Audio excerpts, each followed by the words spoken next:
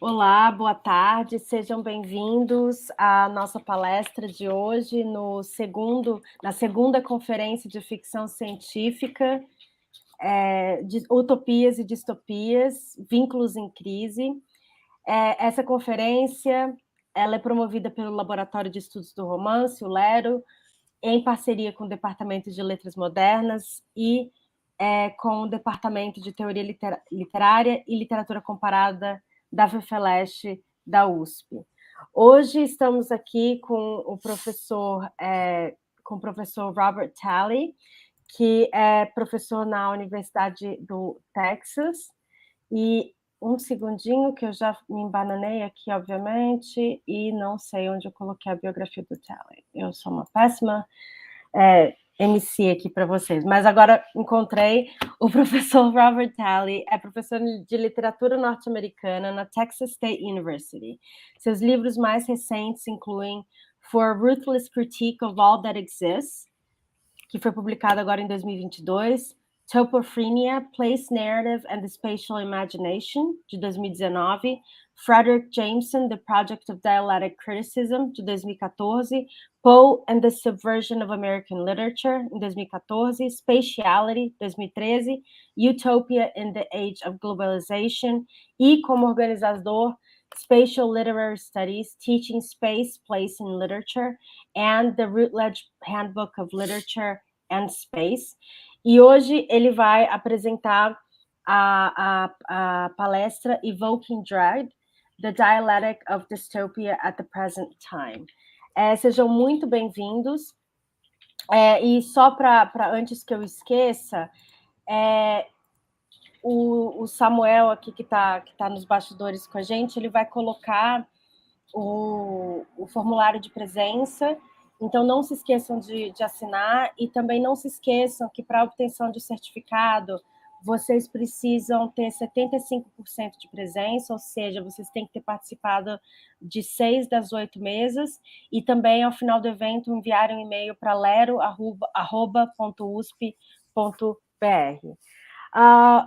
Rob, welcome to our conference. We're really glad to have you here. Thank you so much for taking part in it. And yes, we look very much forward to hearing a little bit about what you've been doing in the last few years. Your talk about Black Mirror, which is a favorite here, I think, in Brazil. We have a lot of Black Mirror fans. Well, thank you so much for that wonderful introduction. And I must say that having 4 years of high school Latin 35 years ago did not help me at all in learning Portuguese. But but I'm so honored. I really am so honored to be able to take part in this conference. And we were talking before going on the air about how I wish I could be there. And of course, one of these days, hopefully, we will be able to meet in person again. But as was discussed in the talk with Phil Wagner's conversation yesterday, part of the silver lining of the COVID era, I suppose, and the austerity that has come with it is that we are able to meet remotely like this. And I'm grateful for that opportunity. So thank you so much. Thank you, of course, to Júlia for inviting me and for moderating and taking care of everything. I'm really grateful to you. I'm also so honored to be joining as sort of featured speakers my dear friend Phil Wagner, whose talk yesterday was amazing. I really enjoyed it. I hope everybody did too. As well as Julia Whitehead, who is, of course, the founder and CEO of the Kurt Vonnegut Memorial Library in Indianapolis, and is just a wonderful proponent of literature and obviously of Vonnegut, as well as a supporter of the arts and humanities in general. So I'm really pleased to be here and to be here in part in celebration of the centennial of Kurt Vonnegut's birth. As some of you know, I have written a bit on Vonnegut, including a book on Vonnegut and the American novel, and so I hope I still have sort of a foot in Vonnegut studies and I continue to teach and read Vonnegut all the time. And so I had thought about, in fact, giving a talk on Vonnegut, but I didn't have anything really super great and new to say. So I thought I would share with you this talk, which is based on an article that is forthcoming, so it's not available yet, in a book that I now should plug, but it's a book of essays on Black Mirror, and I want to get the title right, so pardon me as I read it. It's coming out this fall, Humanity in a Black Mirror, Essays on Post-Human Fantasies in a Technological Near Future, edited by Jacob Levins and Zahi Zalua, and going to be published by McFarland Press this fall.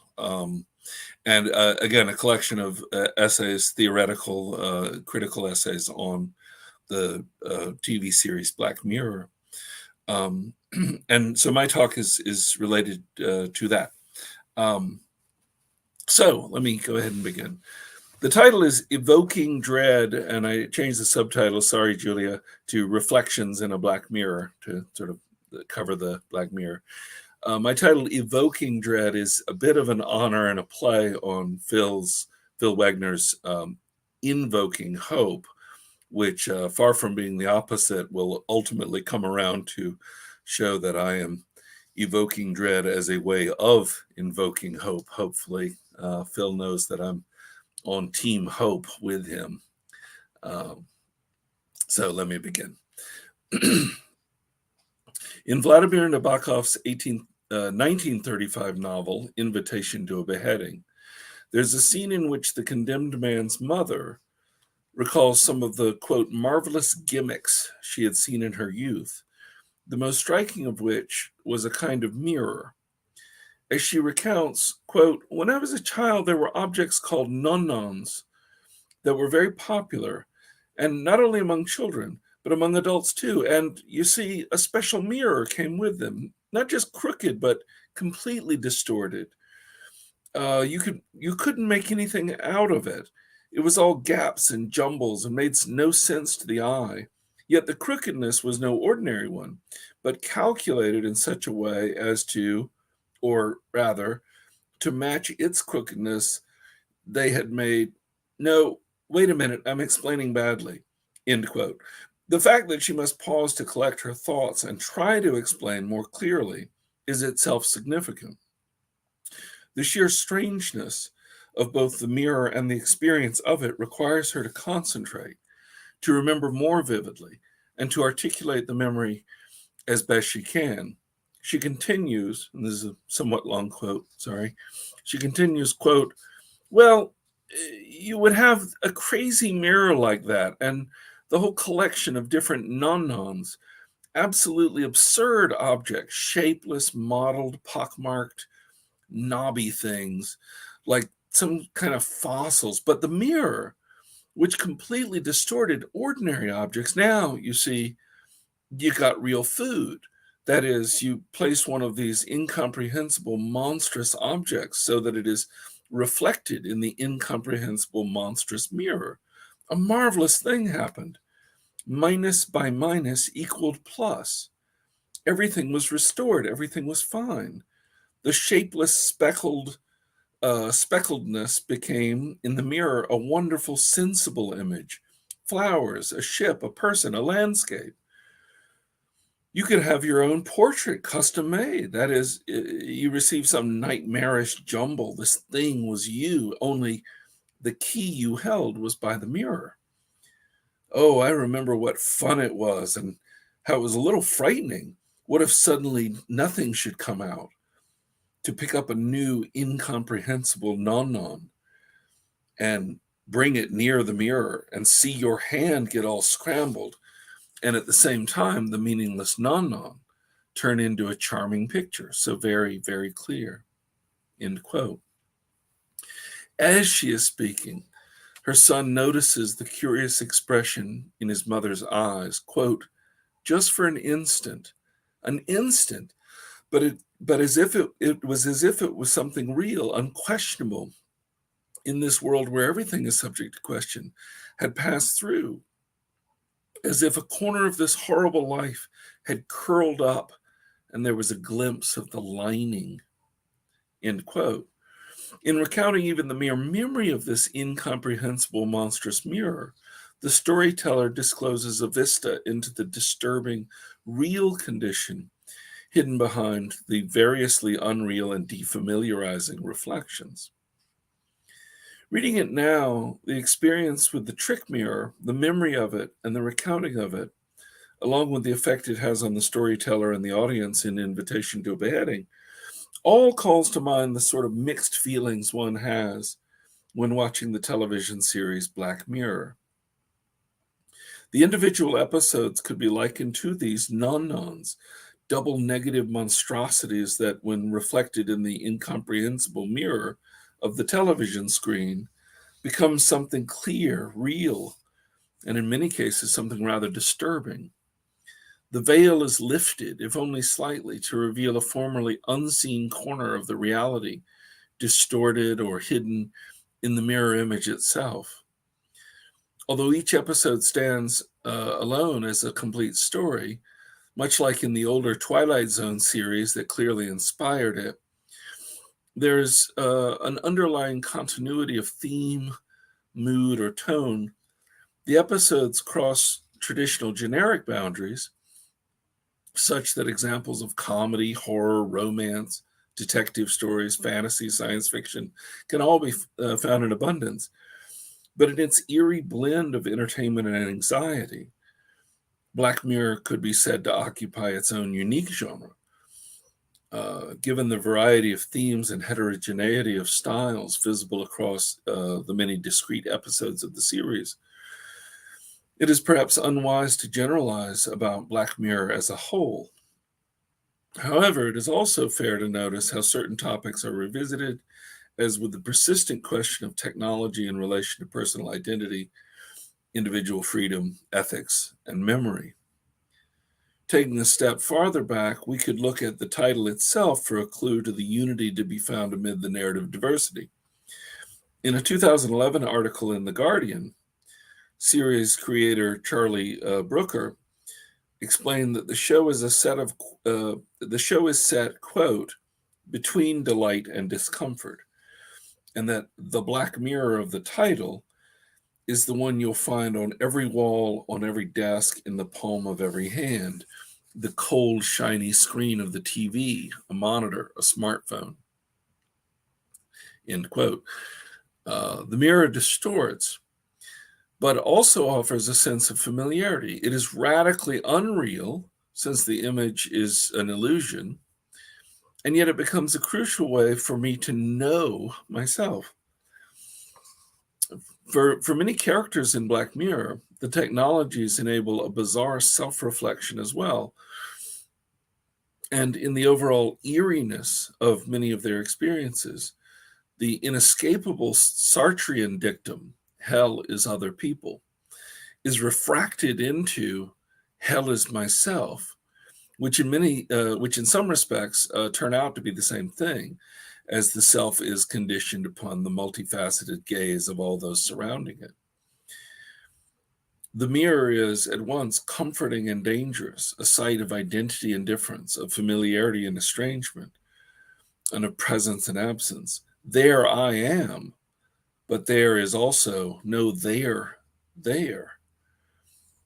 Black Mirror plays upon this existential angst, and also specifies a historical context, post-modernity, in which the uncanny becomes a figure for our subjective experience of globalization, a system of infinite mirroring, with its unmappably vast social and conceptual spaces. In what follows, I discuss these aspects of Black Mirror in the context of contemporary utopian and dystopian impulses. So this subsection is called A Placeless Place. At its most fundamental, as a television series which speaks to its historical moment and to that moment's dominant social formations in the postmodern culture, Black Mirror is also about contemporary anxiety. Angst is its basic métier, And the sense of anxiety or dread establishes the mood of many of Black Mirror's episodes. Frequently, the anxious feeling is located in the protagonist, who is experiencing some bewildering or terrible ordeal during the course of the narrative. In Shut Up and Dance, for instance, the main character is caught in an embarrassing and presumably illegal act by a mysterious organization using malware to monitor his computer, and things only get more alarming as he tries to satisfy their increasingly dangerous demands. The fact that all of his efforts, right down to the life or death struggle in the final act, are for naught. The ransomware terrorists reveal his horrible secret sin to everyone anyway, leaves the characters with a sense of helpless futility that is actually worse than the anxious dread that had preceded it. For at least then there had been an element of hope, if only a fool's hope. Nearly as often it is the viewing audience whose levels of anxiety and dread are established early in the episode and ratcheted up throughout. The indefiniteness is part of this, as the vague sense of unease without a direct object can be all the more dreadful. Quote, "In anxiety one feels uncanny, unheimlich," writes Heidegger, and in this anxiety comes from an indefinite place, quote, "the nothing and the nowhere." That's from Being in Time. Uncanny, with its characteristic mixture of the homely and the otherworldly, as Freud had noted in his essay on the unheimlich, is perhaps the perfect word for describing the effects of so many episodes of Black Mirror, as the disorientation and estrangement of the worlds depicted are also eerily familiar, reflecting a condition in a society much like our own in the United Kingdom or the United States in the 21st century, as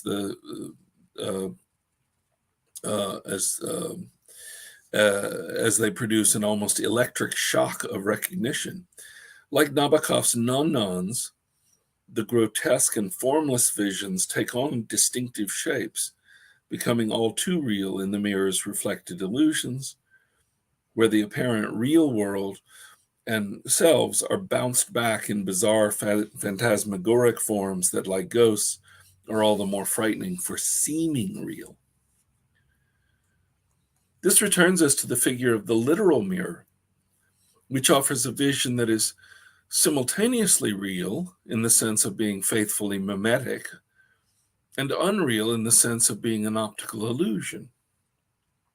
In his famous discussion of the heterotopia, for example, Michel Foucault has observed that the mirror occupies a privileged and strange location directly between the utopian and the heterotopian. Quote, "The mirror is, after all, a utopia, since it is a placeless place." As Foucault explains, quote, "In the mirror, I see myself there where I am not. It is an unreal virtual space that opens up behind the surface. I am over there where I am not. A sort of shadow that gives my own visibility to myself, that enables me to see myself there where I am absent. Such is the utopia of the mirror." However, Foucault continues, quote, "It is also a heterotopia insofar as the mirror does exist in reality, where it exerts a sort of counteraction on the position I occupy. From the standpoint of the mirror, I discover my absence from the place where I am, since I see myself over there. Starting from this gaze that is, as it were, directed towards me, from the ground of this virtual space that is on the other side of the glass, I come back toward myself. I begin again to direct my eyes towards myself and to constitute myself there, where I am. The mirror functions as a heterotopia in this respect. It makes this place that I occupy at the moment when I look at myself in the glass at once absolutely real, connected with all space that surrounds it, and absolutely unreal, since in order to be perceived, it has to pass through this virtual point, which is over there." End quote. Foucault is, of course, speaking of literal mirrors and their actual effects in a somewhat phenomenological sense. But taken in a more metaphorical or allegorical sense, the utopia and heterotopia of the mirror functions as a useful trope for imagining what a show like Black Mirror presents in its worlds.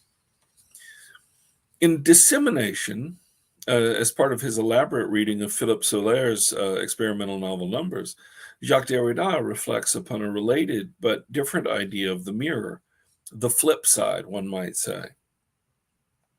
His thoughts appear in a section curiously titled, and this is where I probably should have a screen share, but it's Writing, Encasing, Screening. And within those words, the T in writing, the A and I in encasing, and the in screening are oddly capitalized, whereas all the other letters are lowercase. Always a clue when reading Derrida that something is up, and we will see what that is in just one moment. His thoughts appear in a section curiously titled Writing, Encasing, Screening. And even those familiar with Derrida's frequently playful use of language and the conventions of writing might well wonder about his decision to capitalize certain letters in the middle of otherwise ordinary words. It may not be easy to visualize, as I said, but the T in the word writing is capitalized. I just said that. So in other words, what we see is the letters T-A-I-N standing out. Given how far from ordinary the word tain is, who knew that that's what the backside of a mirror is called? I didn't actually until I read the essay, I think. Looking at the capital letters themselves might not seem that helpful until Derrida continues with his reading. He there examines a space, specifically the fourth side of a three-sided box, something like the fourth wall in stage drama, television, or cinema. Derrida refers to this space as, quote, a closed opening, neither quite open nor quite closed, which he characterizes first as a false exit and then as a mirror. But he quickly adds that in this case, the mirror is turned away from the audience, offering, quote, offering us only the sight of its tain in sum. Derrida continues, which would not be anything if the tain were not also transparent, or rather transformative of what it lets show through. The tain in this mirror thus reflects imperfectly what comes to it imperfectly from the three walls and lets through presently the ghost of what it reflects, the shadow deformed and reformed according to the figure of what is called present. End quote. One might say in this context that the tain of the mirror is actually a kind of black mirror, as with the distortions and wild reimaginings that come with the tricky looking glass. In so many episodes of Black Mirror, there is that eldritch melange of the seemingly real and familiar on the one hand, with the utterly bizarre and mystifying on the other. In Derrida's words, it is like a, quote, tainless mirror, or at any rate a mirror whose tain lets images and persons through, endowing them with a certain index of transformation and permutation. Rodolphe Gachet famously borrows this image and makes it the title of his brilliant study from the 1980s of Derrida's work, the title of which is The Tain of the Mirror. Gachet thus explains his title thusly, quote, tain, a word altered from the French étain, according to the OED, refers to tin foil, the silver lining, the lusterless back of the mirror. Derrida's philosophy, rather than being a philosophy of reflection, is engaged in that systematic exploration of that dull surface, without which no reflection and no specular and speculative activity would be possible, but which at the same time has no place and no part in reflection's scintillating play. End quote. In this same section of dissemination, Derrida notes that the tane he has been discussing effectively becomes a screen. Quote, it shelters and conceals, holds in reserve and exposes to view. The screen, at once a visible projection surface for images, and that which prevents one from seeing the other side. End quote. As something that simultaneously shows us things while obstructing our vision, the screen mirror, as Derrida calls it, invites itself to be broken, to be pierced or penetrated in order to reveal that something else, which is either distorted in or hidden by its surface. The mirror takes place, this is another quote from Derrida, sorry. The mirror takes place, try to think out the taking place of a mirror as something designed to be broken, end quote. In what some viewers might consider the happier endings of various episodes of Black Mirror, the mirror is arguably broken. And I have a brief footnote here where I mention several episodes in which the breaking of a mirror is featured in the episode. For example, in Hang the DJ, the lovers who have been tormented with one horrible relationship after another in their virtual reality dating world finally destroy the system by flouting its rules. Of course, that merely confirms the system's overall effectiveness, as in the final moments of the episode, we learn that the protagonists had been operating only virtually within an elaborate computer simulation, which is now proven to be as effective as advertised. That is, the two had been promised a 99.8% chance of meeting their perfect match, and it turns out that these two virtual theys had chosen to escape the system 998 out of 1,000 times in the now revealed to be concurrent simulations. The startling appearance of 998 identical versions of themselves in an otherwise ethereal blank space evokes the perplexities of this hall of mirrors, with its seemingly endless false images and the notorious difficulty of determining which, if any, is the real one. Discovering oneself to be merely an element of a computer simulation is cause for unease, but to see oneself reflected in an indefinite number of others' eyes is more disturbing still, even if, in this one case, the result is an apparent happy one. This section is called a panopticon of mirrors. It is perhaps a telling sign of the zeitgeist that so many of Black Mirror's episodes revolve around surveillance. Part of this is undoubtedly a way for the writers and the producers to highlight the profoundly televisual nature of contemporary culture, such that these ubiquitous black mirrors, that is, television and computer screens, tablets, cell phones, and so on, can be shown to exert their outsized power over individual and collective subjects in late postmodernity. In using the term late postmodernity, I draw upon Philip E. Wegner's analysis in Life Between Two Deaths, 1989 to 2001, U.S. Culture in the Long 90s, in which he distinguishes recent postmodern culture from an earlier period of what might seem in retrospect to be considered perhaps high postmodernism. We are further removed in time from those monuments of postmodernism from the 60s and through the 80s. For instance, when the very terms postmodernity and postmodernism are first gaining then losing their lustrous significance. But Frederick Jameson's admonition that we have to name the system seems all the more relevant in the current moment when, as shows like Black Mirror demonstrate clearly, the potentially bewildering hyperspace and technological sublime of postmodernity are undoubtedly raising problems that seem more urgent than before, while our capacity to make of the system as a whole to make sense of the system as a whole, is likely hampered to a degree formerly unimaginable.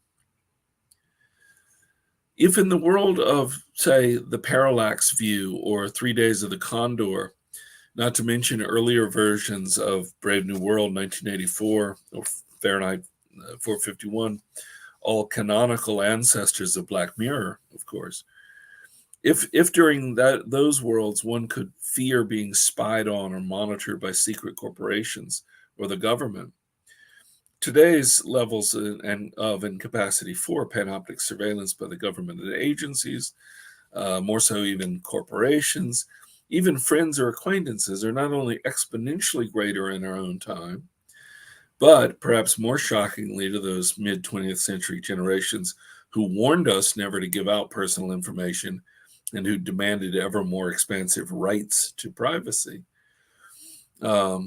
These methods of surveillance are actively embraced by individuals throughout the social body. True, there are still many who express concerns about governmental interference in personal lives or corporate espionage and so forth. But the very existence of social media, of things like Facebook and Twitter and Instagram and Snapchat and WeChat and TikTok, to name just a few of the most famous brands, not to mention their overwhelming popularity worldwide, suggests the remarkable degree to which consumers voluntarily welcome corporate surveillance, marketing, and even the sale of their personal information, including such private matters as one's tastes and desires. Even outside of these social media, most people have no trouble signing up for programs, sometimes marketed as discount or rewards programs, that catalogs each and every purchase made by the consumer, cross-referencing those with potential products and services, which then subject the individual to increasingly personalized and yet also thoroughly homogenized target advertising. The very ubiquity of cell phones, which, after all, could not operate without also making sure to geolocate and keep track of each user at all times, indicates the largely joyful or at least resigned capitulation to the most Orwellian aspects of a society organized around total panoptic surveillance and disciplinary power. Needless to say, Black Mirror makes much of this. There are several episodes in which the more traditional forms of big brotherly government surveillance appear. For instance, in Hated in the Nation, which ostensibly unfolds as a police procedural narrative involving weaponized mechanical honeybees, it is discovered that the UK government was using the robot bees along with facial recognition software to keep track of all citizens everywhere. Hence, what supposedly began as an environmentally minded green program to save the farming and ecosystems after the collapse of bee colonies turned out to be this program turned out to be a massive Orwellian program of nationwide police surveillance. Interestingly, however, this aspect of that episode is almost a footnote, as the outrage over the inappropriate governmental outreach is displaced by the exigencies of the murder investigation. And the crimes are revealed to have been much more to do with social media users and their own abusive practices, malfeasance. In the end, the cops are the good guys, after all. The mastermind, the murdering mastermind, a villain, but almost everyone who has ever tweeted a cruel comment on Twitter turn out to be the real bad guys, if also the victims of a criminal plot. In this episode, as in others, the problem of surveillance is less one of that involves nefarious governmental or corporate powers, and more rooted in our own personal or collective desires to see and to be seen. Pardon me. A good example of this may be found in the eerie and ultimately heart-wrenching episode Archangel, in which the insertion of a microchip and the downloading of an app allow a mother to monitor and to control what her child sees and does. The guiding conceit that the loving parent wishes to make sure her child is safe and free from anxiety fits well within the sort of justification for panoptic surveillance in society at large. That is, this technology and the surveillance it enables are simply ways of making us safer, more healthy, ultimately happier. In Archangel, the program comes with parental controls that actually modify the child's ability to experience things, especially visually, such that the potentially disturbing images, the aggressive barking of a neighbor's dog, violent imagery in a video game, sexual content in movies, and so on, can be occluded and blocked, as with parental controls on cable television channels. Additionally, the parent can monitor the location and the activities of the child, even literally allowing the parent to see as if through the child's eyes. Such an intrusion is justified, in part, along the same grounds as requiring seatbelts or bicycle helmets. That is, just because the parents' generation didn't use them doesn't mean ours shouldn't take advantage of these advances in safety and security, as the mother explains to her skeptical father. In the episode, the child, so protected and monitored, is spared potential traumas, but predictably never learns to process the emotions associated with them, effectively retarding her own mental development.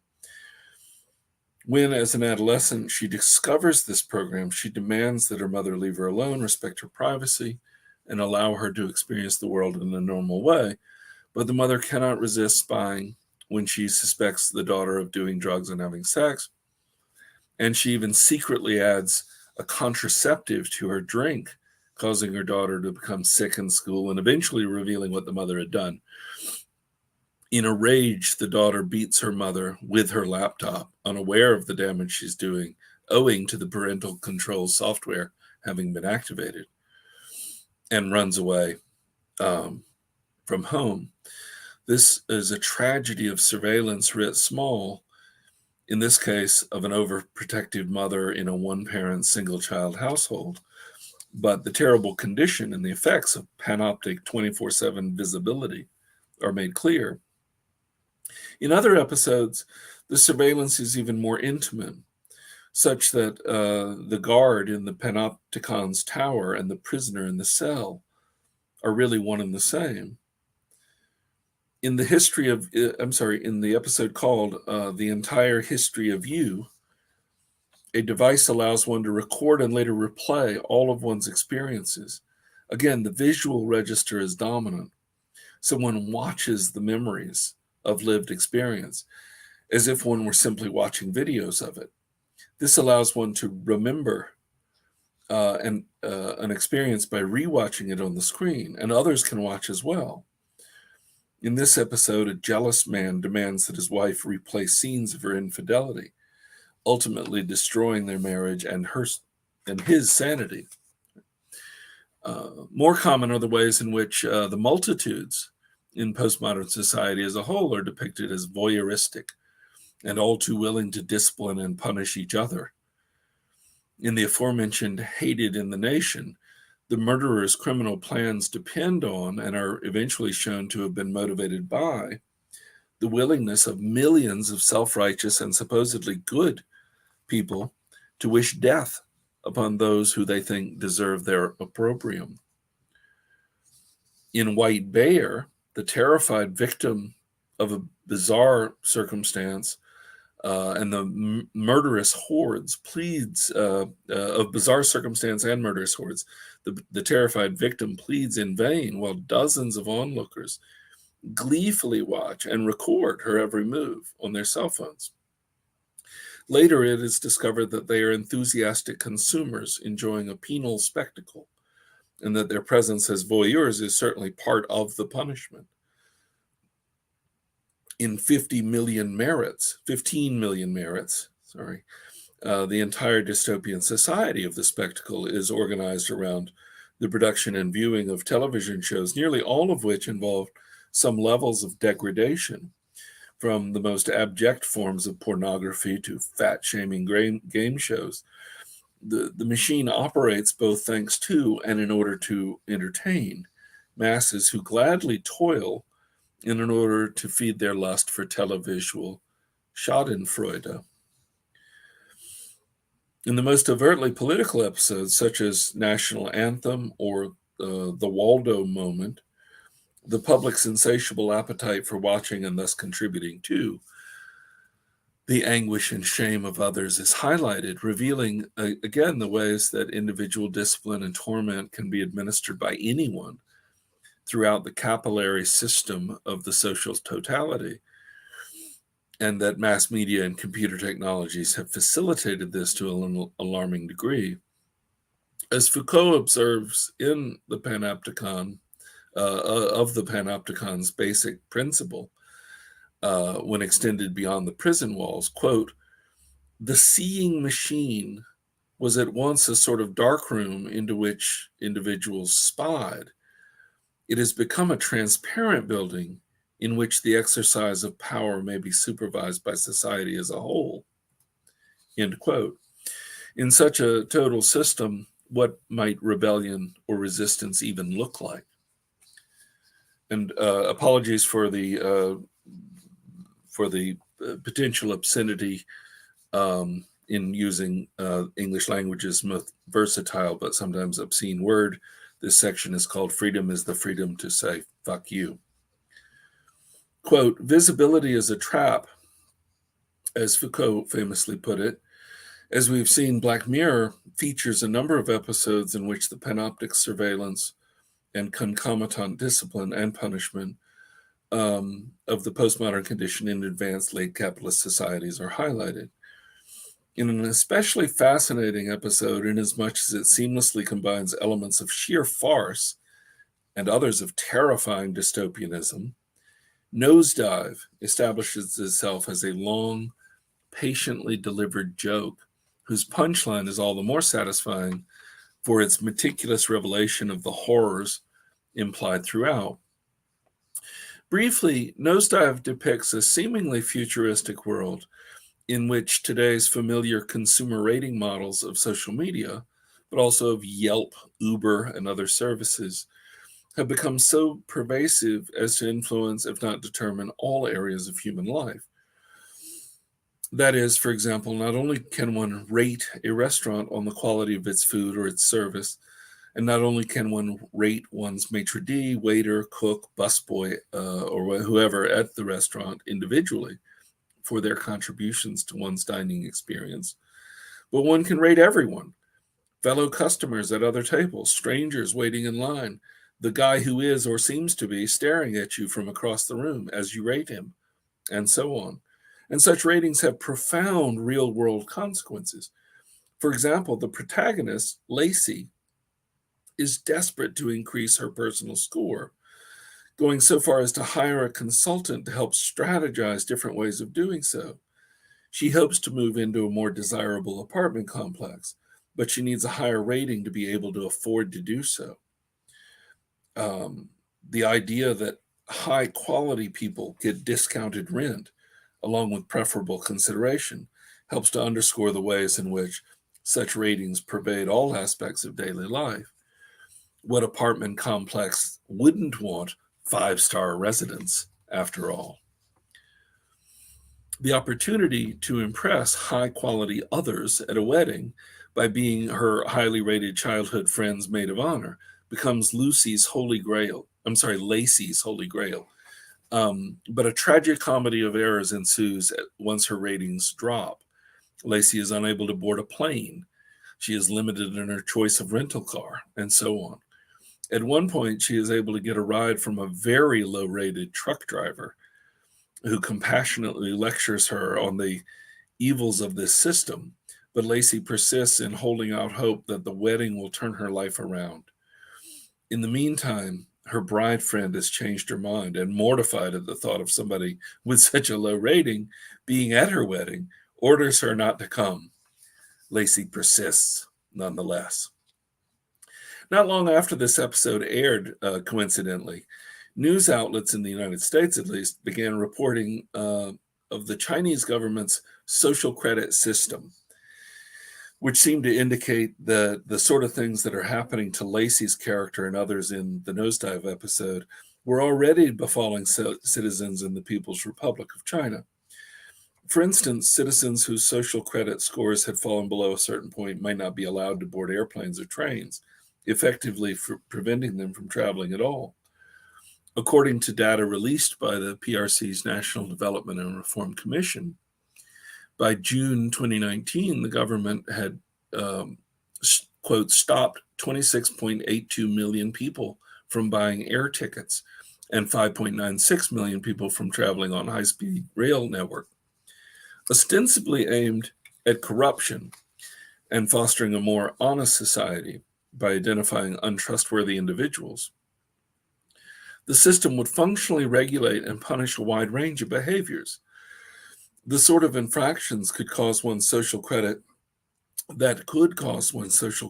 score to be reduced include such major crimes as bribery and embezzlement, but also such minor offenses as jaywalking or other traffic violations, and even basic examples of rudeness, such as playing music too loudly on public transit or canceling hotel reservations without sufficient notice. In fact, even intensely personal matters, such as having an extramarital sexual affair, could be the grounds for lowering one's social credit score. Then again, on the carrot side of the carrot and stick approach, socially positive activities, such as giving money to charity, volunteering for community service, or donating blood, could help increase one's ratings and presumably would allow one to thus be able to continue enjoying the benefits accorded to the country's most trustworthy and therefore most acceptable citizenry.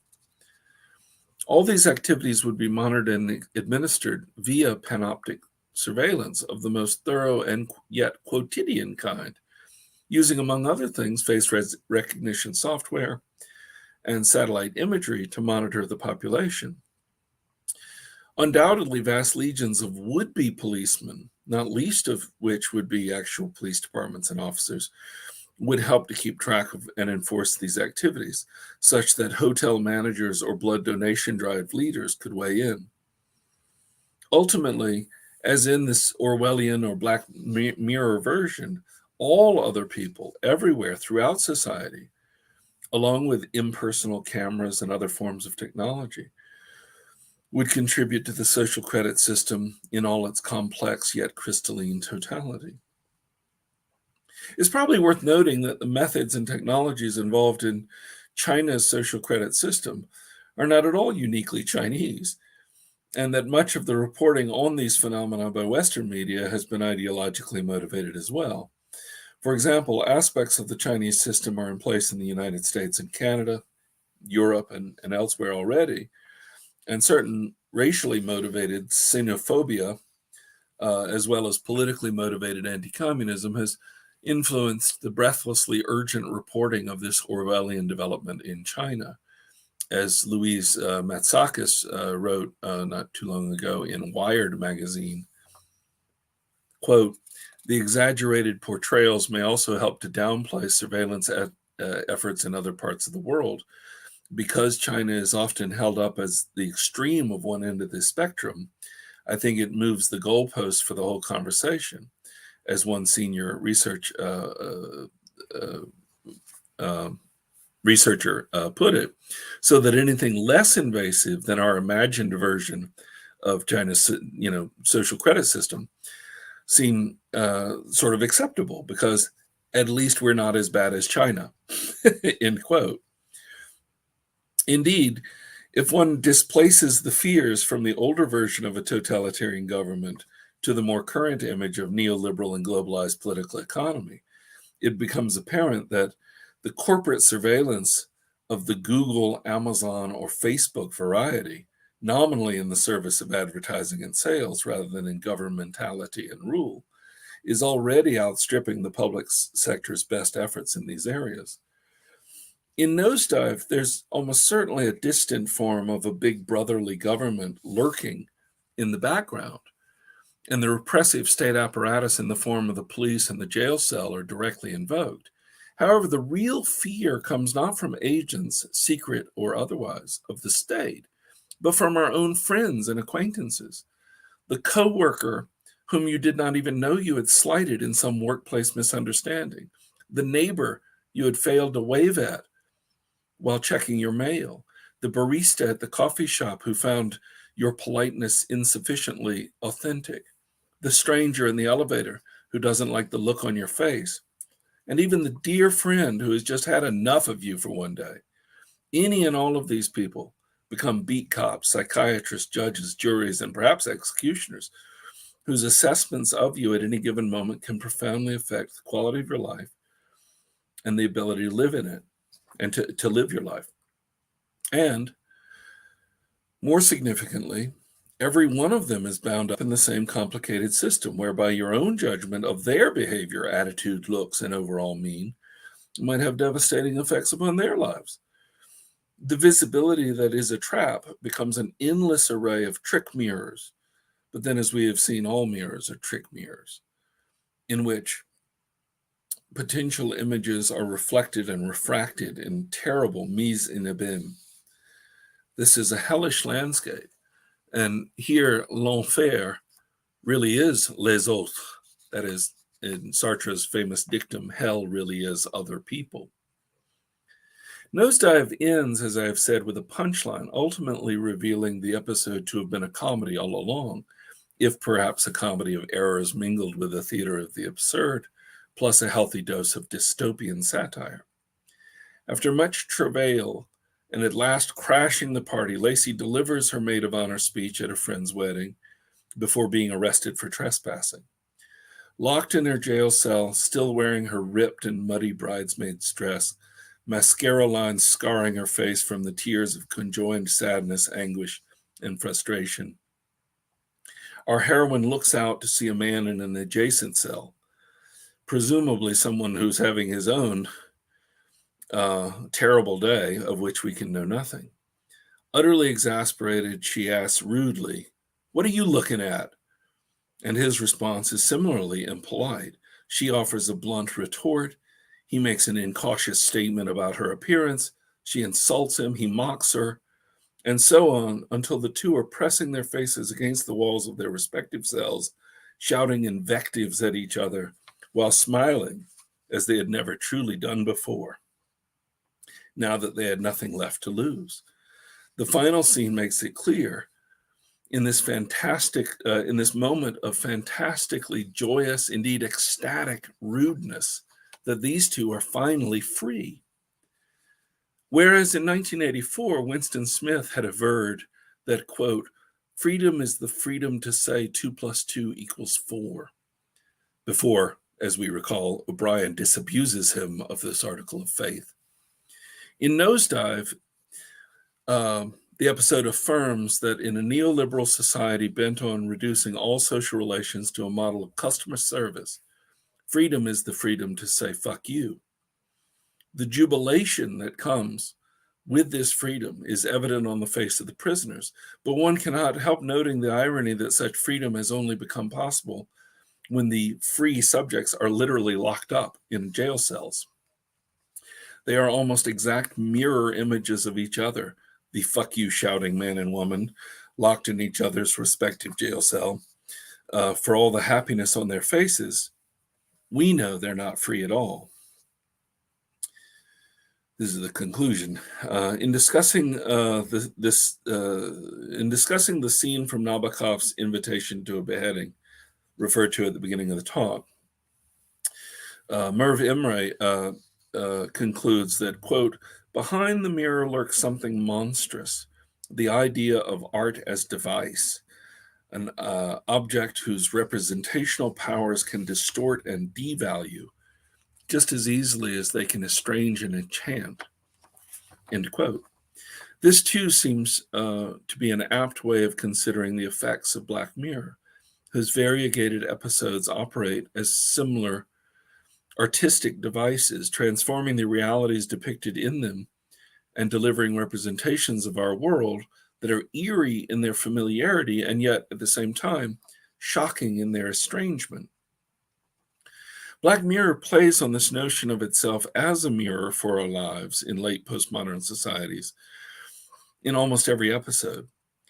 To the extent that the series operates as science fiction, it has been noted that for all the seemingly futuristic aspects of so many episodes, the series is really far more a reflection of the present.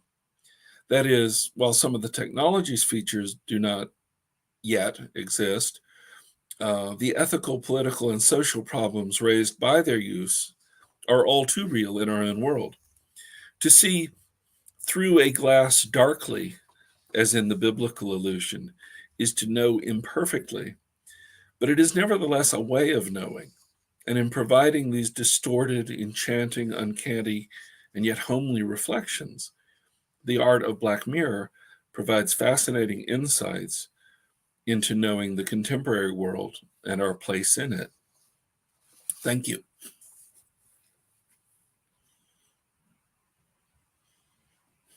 Thank you, Rob, for this wonderful talk. Very, very fascinating. And while we wait for the questions to start popping up here in the chat, I think I'll start. And I think, well, I'm going to start with, first of all, in the beginning of your talk, you mentioned this relationship between the uncanny, right? The uncanny postmodernism and the experience of globalization, which I found very interesting. And my question is actually something that our group has been discussing quite a lot. And André Cardoso, who's my colleague and friend, who's also in the group, he's actually studying the relationships between Gothic literature and science fiction and dystopias, right? And I found this reference that you made, placing the uncanny within, let's say, late postmodern dystopia is a very interesting one, right? Is a very interesting one. So could you perhaps talk a little bit about the possibilities of this approximation, about the use of the Gothic in the series, right? Not only with this feature of the uncanny, but also I think with these with the images of the double, which you also mentioned, right? Because I think that in all of these episodes, that I haven't watched all of them, but in many of them, this idea of double, right? Of kind of seeing yourself from the outside is quite relevant, right? And then I think this moves to a follow-up question, which is something that really strikes me in contemporary culture as a whole, and not only in dystopias, but this of course is perhaps more evident in dystopias, precisely because it is supposed to, in a way, extrapolate and exaggerate, right? Which is the notion of experience, right? And I think this is really interesting, because on the one hand, we have it seems that a lot of what we see on social media is based on my experience, on individual experience, right? Which seems to be detached from a collective experience. It seems that we're sharing less. We have less to share as experiences than I don't know, previous centuries. I don't know, perhaps. And on the other hand, it seems that this kind of experience, because it is detached from reality and from the social and from the collective experience, it seems to be also, let's say, in a way, predetermined, right? It's as if there's no room anymore for spontaneity and for the unknown, in the sense that once you experience, you have to be open to things that you don't know. And because people are so worried about how they will look when they experience something, because they're always registering what they're experiencing, it seems that they have to know beforehand what kind of experience that they're going to show and what they're going to have, right? And I think this is also a feature that appeared in your talk in several moments. So could you? I don't know if I made myself clear, Yeah. but but could you elaborate on that? I mean, this notion of experience Yeah. and associate, because in a way it feels that this could be associated with the uncanny and also with this double that is that are present and that are articulated in these episodes of Black Mirror. Thank you. That's a bunch of questions, I think, which I'm happy to address in a somewhat in the role of something of an expert amateur, perhaps, but because I certainly don't claim to have a great deal of knowledge of, for example, the Gothic or even of science fiction more generally. But I do think, I still follow very closely from Jameson's analysis of postmodernism from the postmodernism book from 1991, and even drawing from the earlier essays that that book comprises, which I realize, in my reference to Phil Wagner's late postmodernism and to others, seems even now a bit dated, but I still strongly feel that that both the insights of Jameson and the very term postmodernity continues to resonate with me a lot. But fundamental to Jameson's intervention into the postmodernism debates was the subtitle or alternative title of The Cultural Logic of Late Capitalism. And late capitalism was the term he had borrowed from Ernst Mandel, who wrote about it from an economics perspective. But it became itself a figure for globalization, as that term in the late 80s took up more space and then became kind of a canonical mainstream term in the 90s. Globalization is a vexed concept in its own right, as is postmodernism. But the idea was something that, had been seen as a tendency of capitalism. It's mentioned directly by Marx and Engels in the Communist Manifesto, of the movement from the national and the local and the regional, but especially then the national, to the world market and to the world system. And the famous paragraph from the Communist Manifesto that ends with the invocation of national literatures going away in favor of world literature, something lit professors like me always like to cite. But he ties it directly to the economic developments of a world system in which the national is not as important.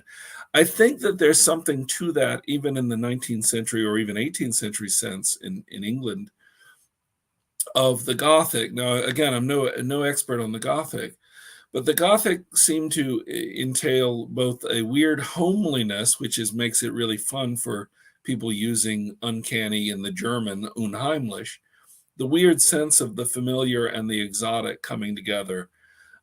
Famously, of course, there's the invasion from the outside. And in English Gothic, you think of the monk as the sort of archetypal text, I suppose. That invasion is also Catholic, the Catholics coming into our Protestant country. Obviously, Dracula, a century later, literally, transported from Transylvania to London and bringing his weird Eastern European-ness, which is also vampire-ness, with him. This, it seems to me, is a kind of allegory of transnationalism and of the transformation of what had hitherto been understood to be familiar, common experience with this new foreignness that now changes our local experience. I'm conflating a lot of things, but doing so deliberately. But I think in terms of, for example, in what Raymond Williams' great literary history of the country and the city, he talks about, knowable communities, and how with the growth of towns reaching a certain size, it became more difficult to imagine the space as well as the population as knowable. You just don't know everybody in town anymore. And of course, even in relatively small towns, you don't have that same sense of the collective familiarity. Oh yeah, Farmer Brown's daughter is getting married next month. Like you can't assume that we know those things even about our next door neighbors, because it's not simply the extinction in space of the population, but a transformation of what community means. I don't know my next door neighbor's last name, I think, which says probably something about the time in which I live as well as me. But I still live in a relatively small town, and certainly I don't live in a major metropolis like London. So I think all of that sort of weighs into some of the dystopian themes that overlap with the Gothic, and that also I think I haven't done much with the notion of the doppelganger, the double, but I think there's that too, this sense of the uncanny likeness that is also very much unlike me, and what that says about me, as a subject. So I can definitely see that as a theme as well. But to get to the second part of your question, or the second question about experience, I think that's really at the core of a lot of the stuff in Black Mirror, and it's actually more confused. I think it's more of a problematic to be sort of dwelt on than a problem that they raise that we can then try to solve.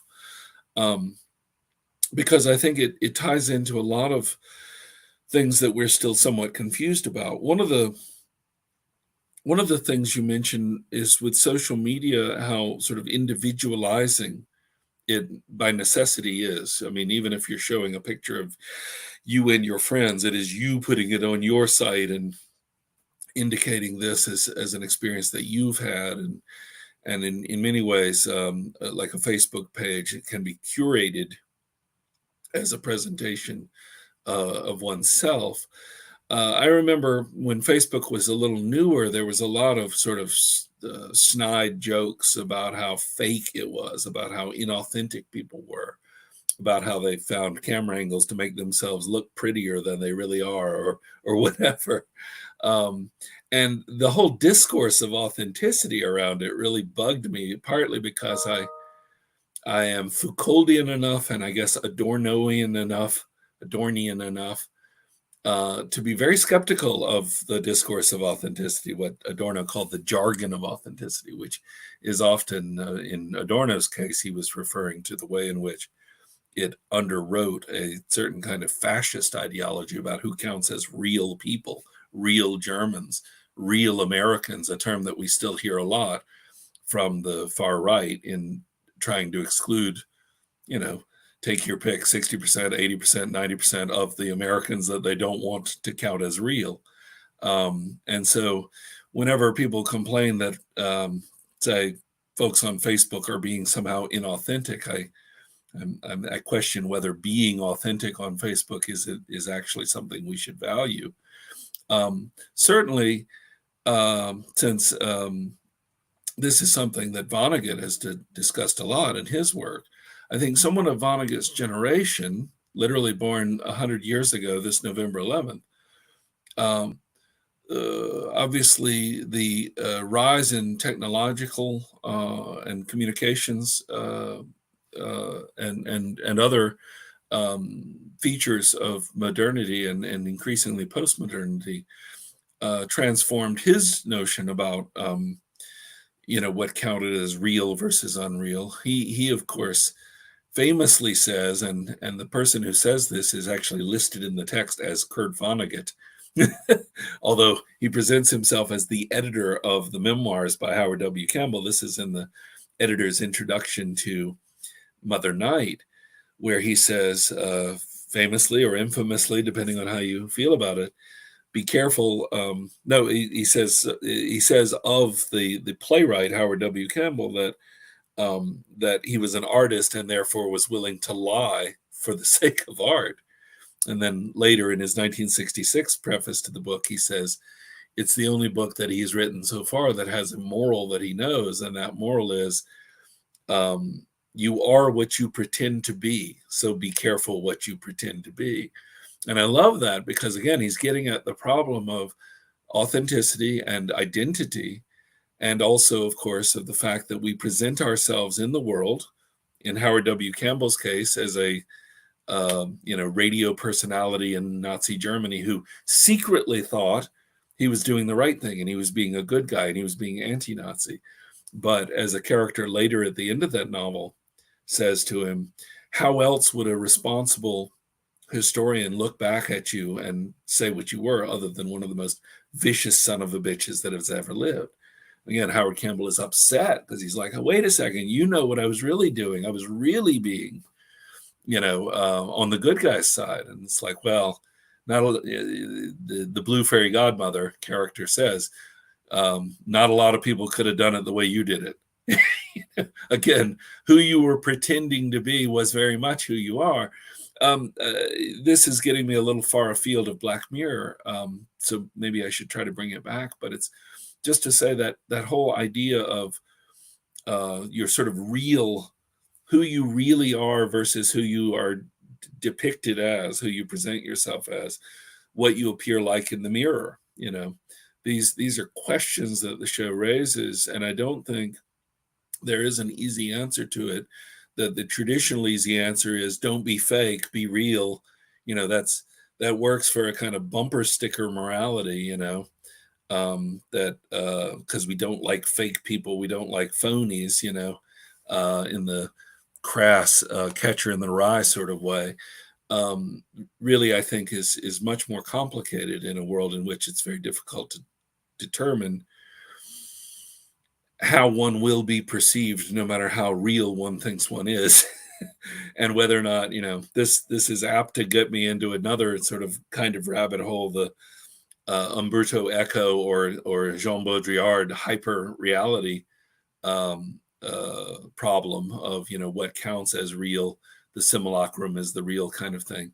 But I think there are elements of that as well.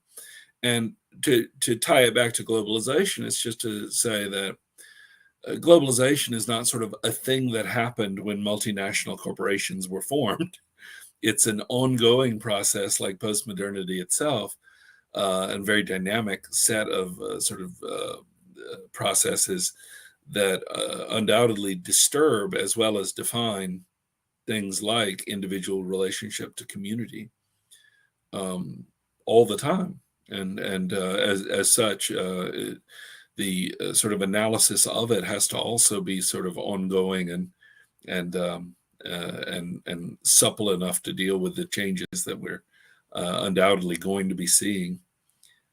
Does that help at all? It's a start. I think it's interesting to think about that. I was also thinking about we have actually one of our colleagues is going to talk about this series tomorrow in the morning panel, which is, I don't know if you've watched it, Severance. And then it's it's about this, in a way, what it seems that we're talking about how people cannot have a sense of the whole anymore. So in the same way that you don't know your neighbor, right? People who work in a place, they hardly know who they're working with because precisely because production is so, let's say, fragmented, to use the hot word. Sure. Yeah. And in Severance, in this, I think it's on Apple TV or something, they have this very specific,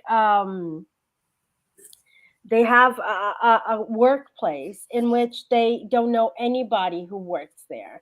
And it is also a dystopia and a science fiction, and they have a procedure in which they put a microchip in their brains, and you can't, while you're at work, you don't remember anything about yourself outside of work, and while you're outside of work, you don't remember anything from work.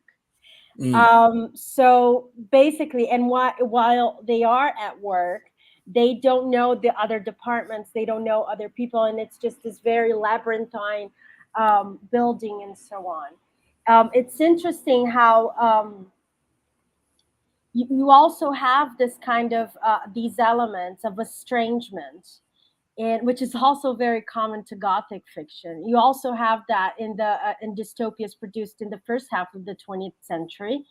But it seems that nowadays, and this is something that came up with in Philip's talk as well, the narrowing gap between present and future is so prominent that nowadays it just feels that these dystopias are telling us a lot about the present, right?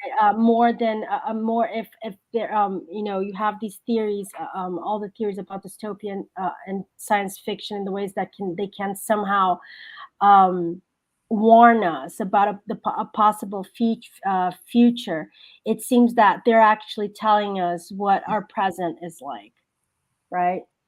No, I would agree, and I know Phil cited the famous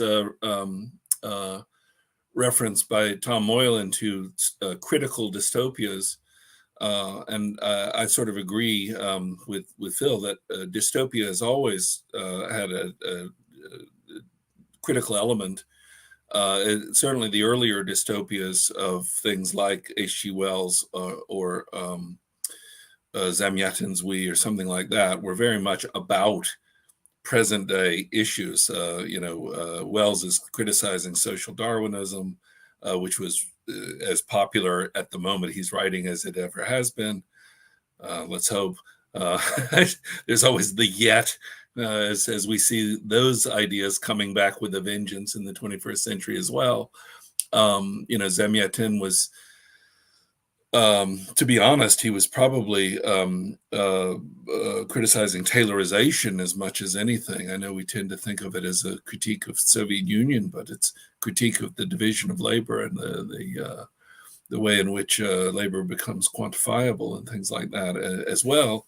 And so I do think that's a big part of it. I mean, Black Mirror, I think, again, the technology is almost a gimmick to basically have episode after episode talking about how the way we live now is so screwed up, and just a little bit of sci-fi, technology to make it seem futuristic. But most of the episodes, I think I cited, it's only the technology, I guess, that would make us think they're set in the future. Almost everything we see, from the kind of cars that are being driven or whatnot, it's in the present. And so it's very much, I think the writers of those individual episodes, at least, are certainly talking about our own time, and not warning us of the future. The downside, of course, of not warning us about the future is, of course, the notion that this is already happening. We're already living in dystopia, means that we can't do anything about it. And I do think that there's a sense of hopelessness. I mean, obviously, this goes back to the line that Jameson made so famous that people don't know who said it anymore, because it's become a almost unnecessary to cite truism that we can't imagine a world outside of capitalism. It's easier to imagine the end of the world than the end of the capitalist mode of production. And God knows, apocalyptic visions. I wrote an article a few years ago, a book chapter actually, which I'm going to incorporate into my new book. So hopefully it will still be of some value. But it was called kind of cheekily "The End of the World as World System," I think I've read that article. Oh, you read it? I I'm so actually used flattered it to meet in, somebody yeah. who's read something. No, I have read that article. In fact, I cite it in the article I'm currently writing about Oh, how a cool. Brazilian dystopia. But yes, I know the Wow. article. How weird to meet somebody who's actually read something I wrote.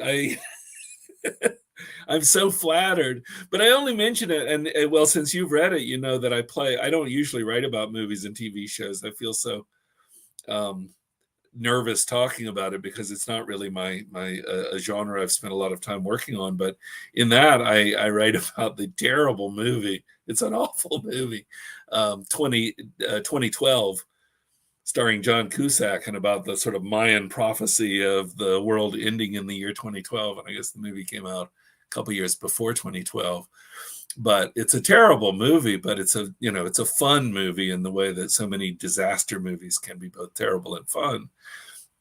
But it's very much a happy ending movie. A happy ending, never mind the fact that 95% of the world is now dead. They don't seem to bother with that at all.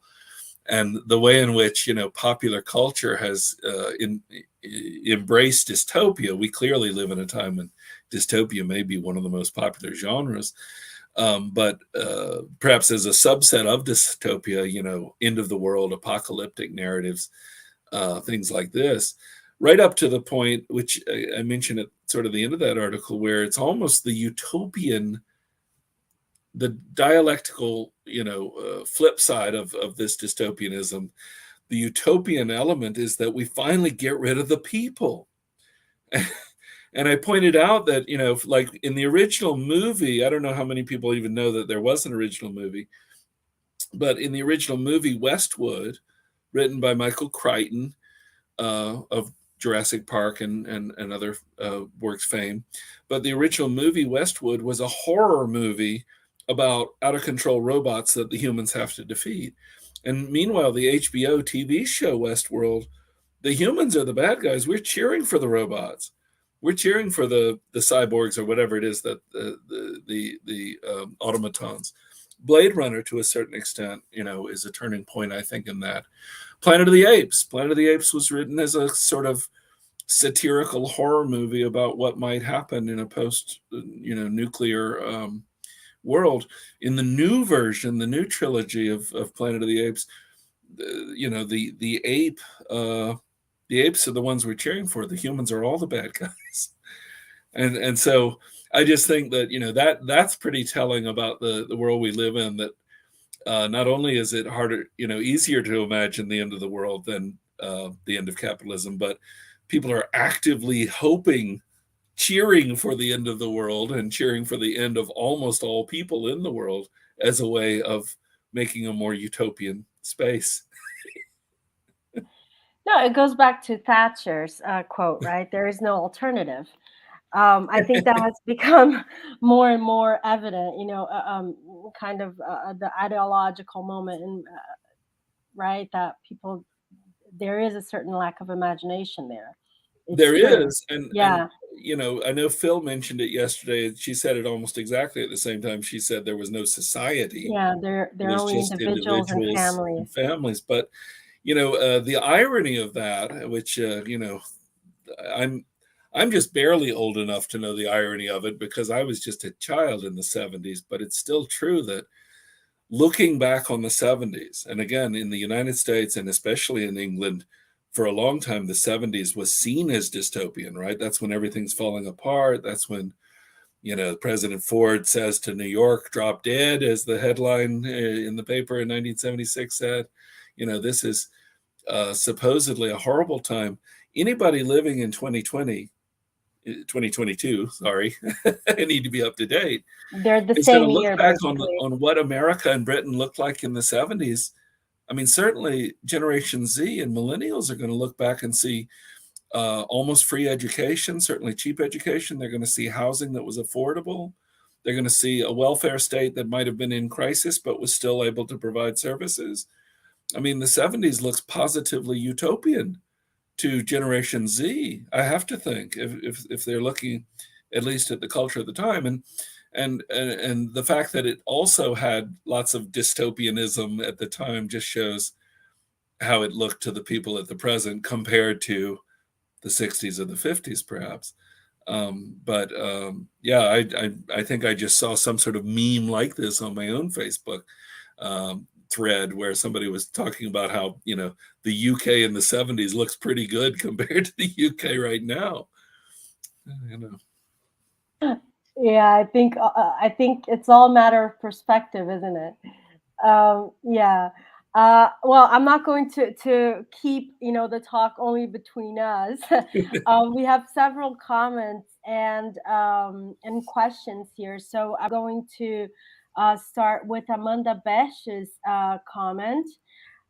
She says, excellent talk. While talking about the panopticon system, I couldn't help but remembering Zamiatin's We, in which glass dwellings obstructed the consolidation of a world of me, inasmuch as evoking a vision of us, discouraging individuality. I would like, if possible, to hear more about your view on the construction of one's identity. And the question continues. Having by means these black mirrors, the categories involved in it, its status, the ethics that it implicates, and is implicated in this mediation. What a terrific question! Thank you, Amanda. That's amazing.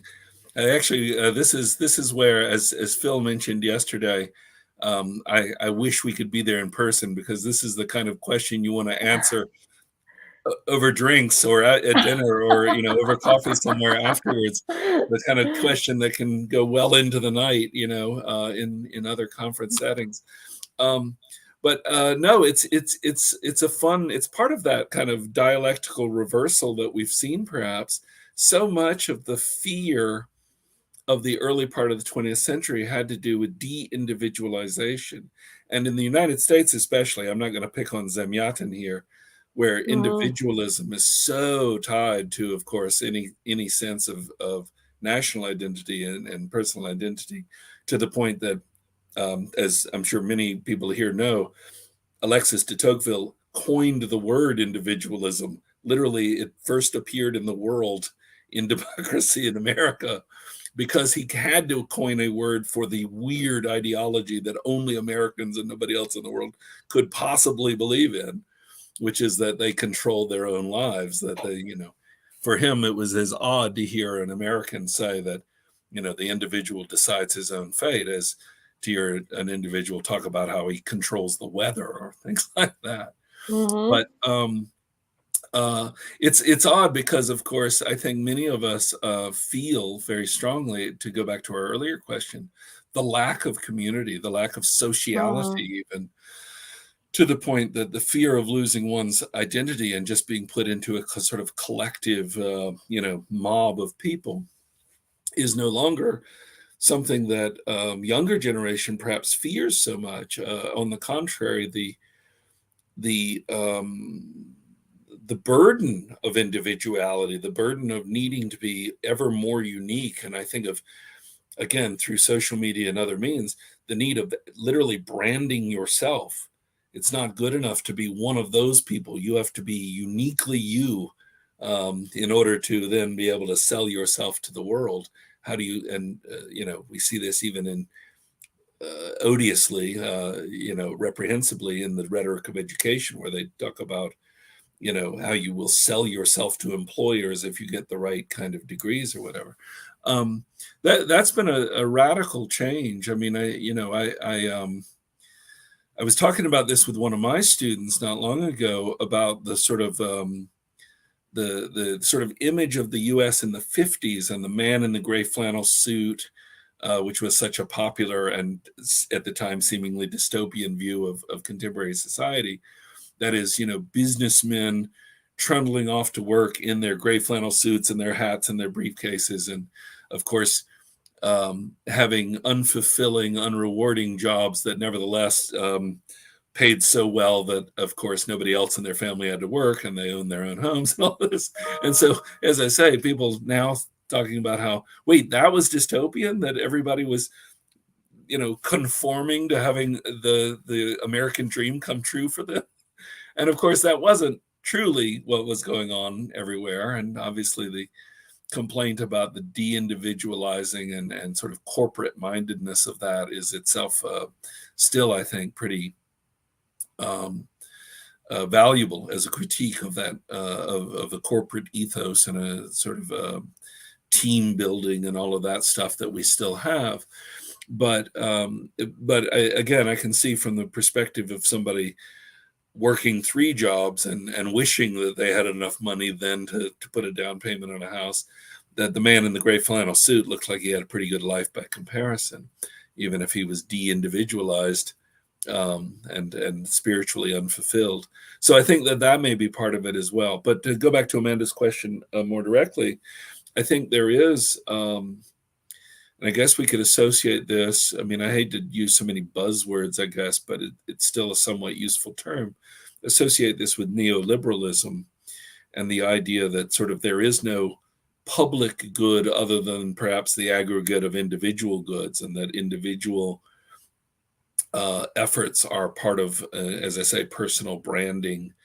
I think there is a strong sense of viewing yourself as not part of any whole, but as an individual that then can create your own identity, perhaps in relation to other collectivities, of which we are all parts of different kinds. We're all members of,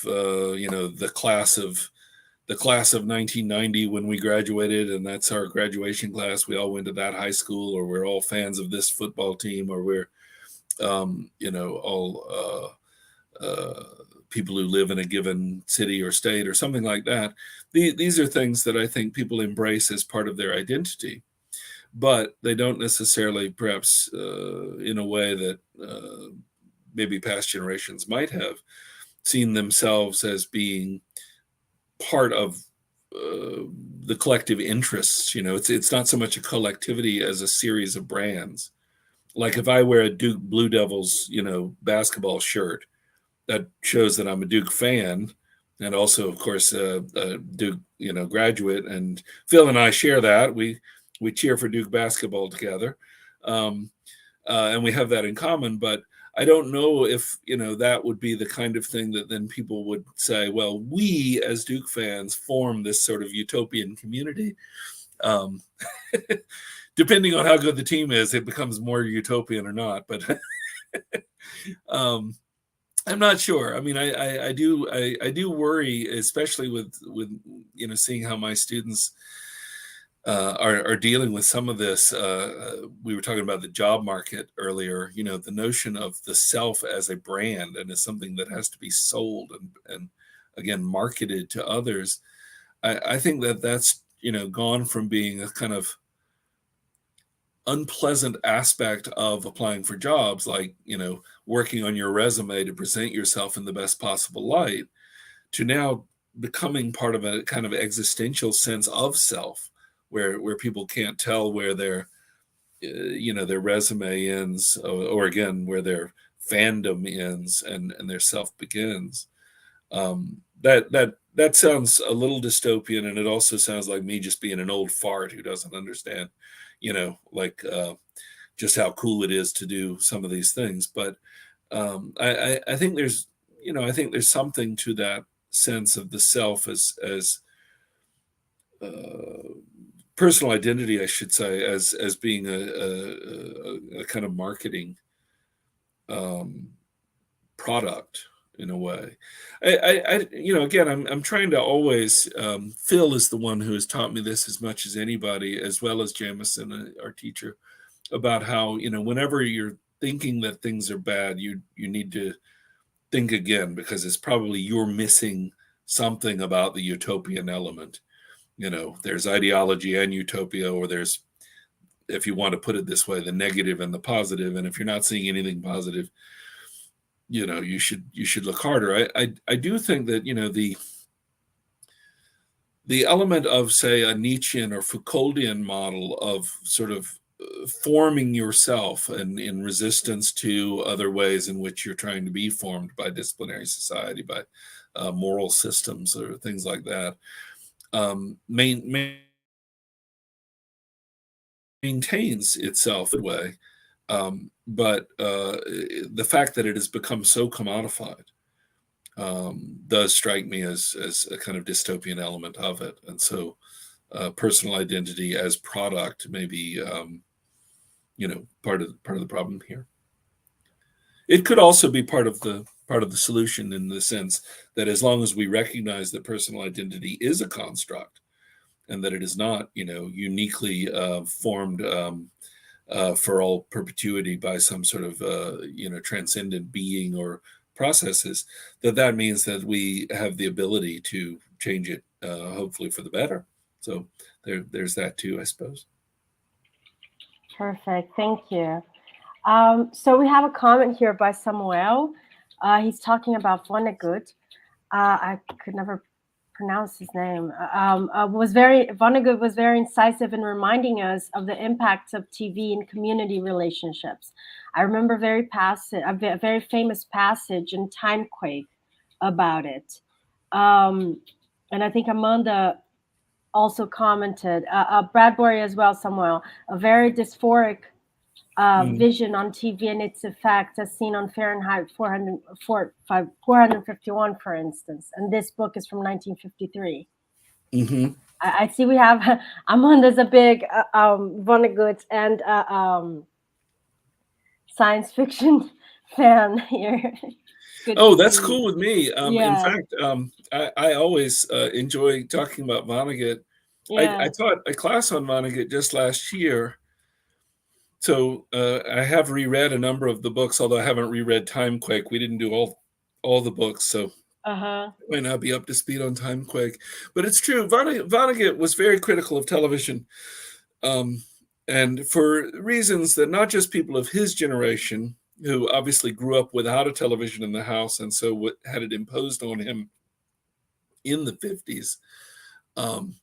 Even my dad, who's much younger than Vonnegut, my dad was not born until 1948,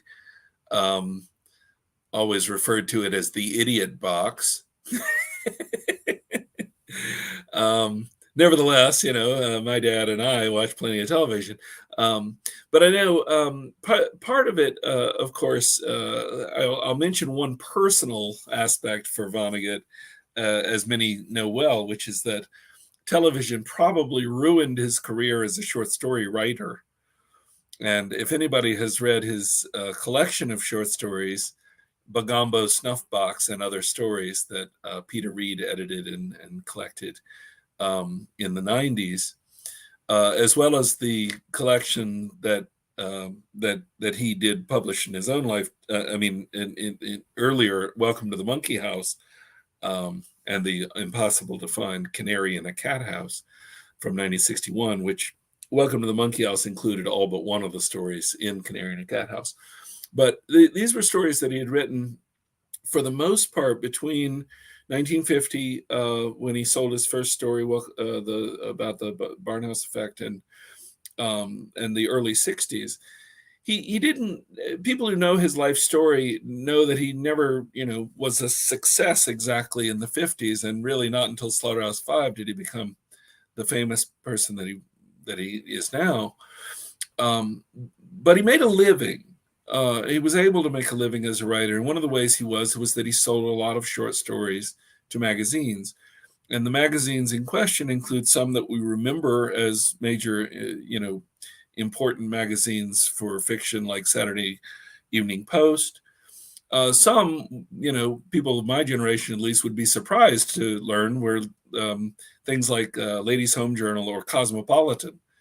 He sold a lot of stories to Cosmopolitan, which we now, know of as the magazine that's about fashion and sex advice and things like that. But in the 50s, they ran short stories. And presumably these stories tended to be quite short, and they tended to be kind of amusements. And, I think Vonnegut would probably not see any of them as particularly great works of art. But they were a steady source of income, and they were a great sort of apprenticeship for a writer in learning how stories work and how, to write effective stories. And they also paid really well at the time. And he says in his sort of afterword to Bagombo Snuffbox that market dried up because of television. After dinner, people don't gather around the living room and read a story. They turn on the TV, and instead of a short story by Vonnegut in the Saturday Evening Post, you just turn on the Jackie Gleason show or something like that. I don't want to badmouth 50s TV though, because a lot of those are classics now. But they must have seemed pretty bad for writers, especially for writers hoping to sell stories. And so he said that his short story writing career basically ended because of television. Harrison Bergeron, that's how I've always pronounced it, might be Bergeron, which is perhaps maybe his most famous short story, is in some respects an allegory about how terrible television is. It got sort of, there's a famous side story about how the National Review reprinted it as a sort of Ayn Randian critique of liberalism, and I'm sure Vonnegut really loved that because it was virtually the opposite of his own political position. But to have right-wingers want to read his story, I'm sure he found fun. But in that story, if people recall who've read it, it's framed, and it seems to be a framing device, of a couple watching television. And everything that happens in the story is actually on the television screen that they're watching. And so it's very much a story about a couple watching TV and how that is affecting them. And I think that's an important critique of television as well. My own colleague, who is named Benjamin Reed, wrote an article on that some years ago on Harrison Bergeron, and I think he regularly teaches it as a sort of media critique as much as anything. The other thing I was thinking of with Vonnegut in particular and television is the way in which television seemingly created communities, like we're all going to tune in and watch Walter Cronkite at 6:00. And that's something that people in our era, my generation at least, has often lamented, like, oh, well, back in the old days, there were only 3 channels in the United States, ABC, NBC, CBS. And when I was a kid, maybe you'd have 1 or 2 independent stations, but literally 5 TV channels up until I was about 11 years old. Now with cable and of course with streaming and with everything else, it seems to be, again, to go back to the term Julia introduced that we always hear, fragmented. Literally everybody, even in the same household, everybody has their own screen, be watching something else. And so, the people aren't able to gather around and talk about the show they all watched last night because they all watched very different shows last night. Some of them on their phones, some of them on their tablets, some of them on television, who knows?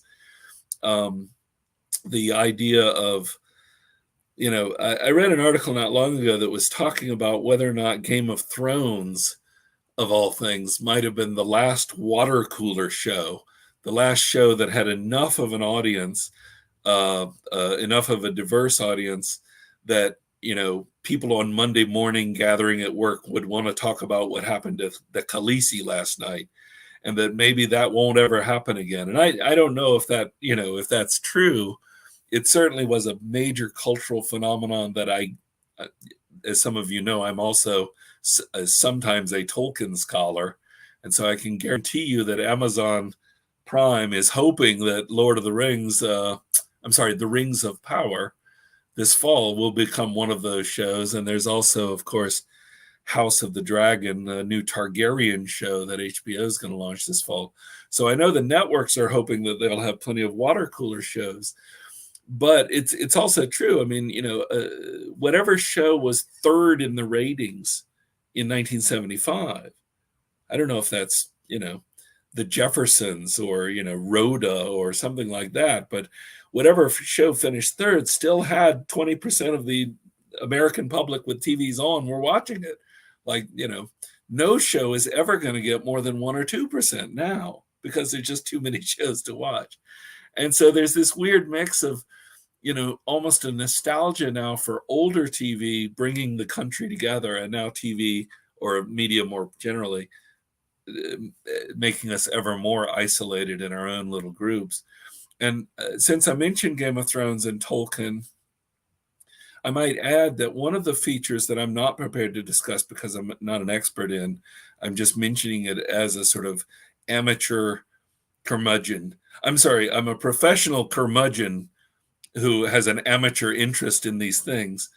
But one of the things that we've seen so much of is fandom, to the point that fandom studies is its own field, and various fandoms.